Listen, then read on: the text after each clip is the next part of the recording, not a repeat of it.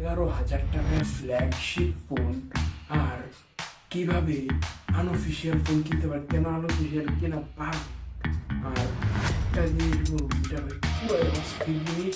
তো আসসালামু আলাইকুম, আমি আসিন চলে এসেছি MTS mango people mango tech channel mango tech ভিডিওতে আপনাদের জন্য আমার একটি ভিডিও। আশা করছি এই ভিডিওটা খুবই ভালো হবে।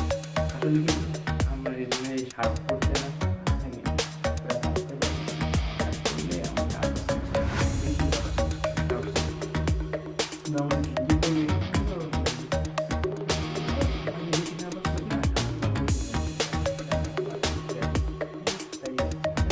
তো আজকে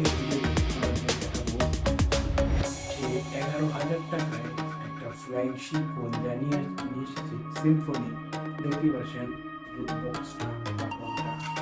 আর সিম্ফনির এই ফোনটার নাম হচ্ছে Z47 মানে Symphony Z47।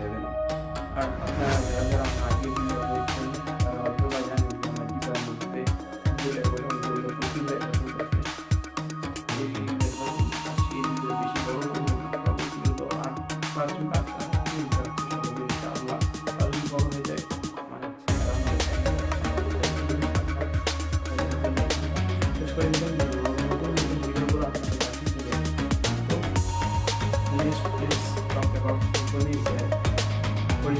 So its price is in Bangladesh 11,490 plus that it could be go to 12,000 Taka. It has 6.6 inches display with 100 refresh rate and 52 MP camera. Retrograde and front camera is 8 megapixel. Its total UHD 606 1.6 GHz 12 nanometer Cortex A75 processor. It's running on Android 12. Its RAM is 2 GB and you have every low budget phone have 3 GB RAM or 2 GB RAM.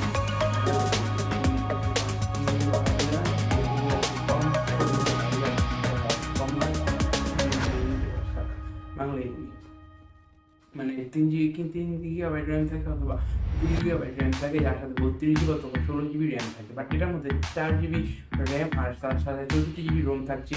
এই জন্য আমি এটাকে battery বেশি লাগে। আসলে normal একটা অন্যান্য এই 10-11,000 টাকা 12,000 টাকা ফোনের মধ্যে আপনারা পেয়ে যাবেন 13 মেগাপিক্সেল অথবা 13 মেগাপিক্সেল অথবা সর্বোচ্চ 20 মেগাপিক্সেল ক্যামেরা।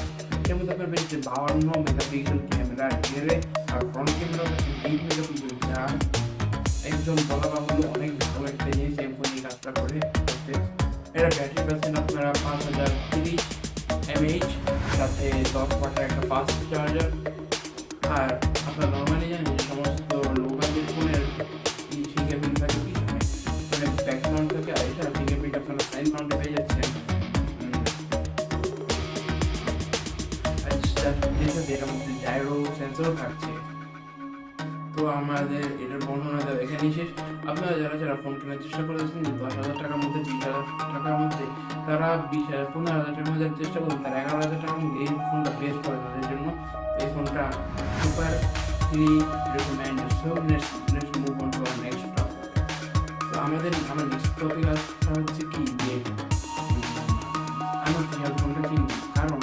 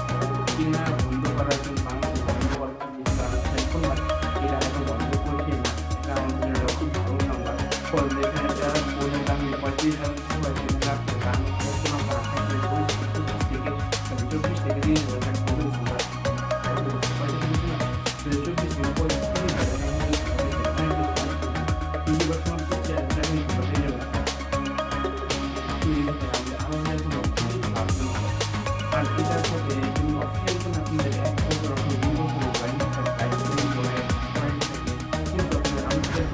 1 সপ্তাহ অথবা 10 দিন অথবা 1 মাসেরই ওয়ারেন্টি দেয়,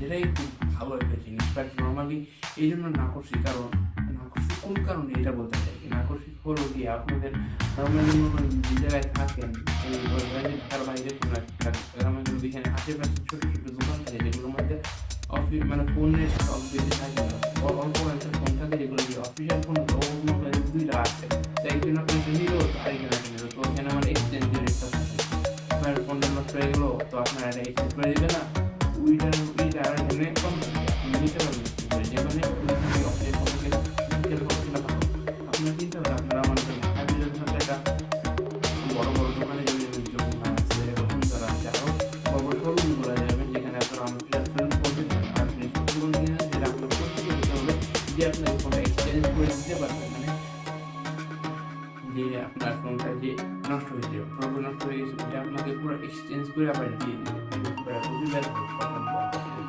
মনে হচ্ছিল ভিডিও বানাবো না।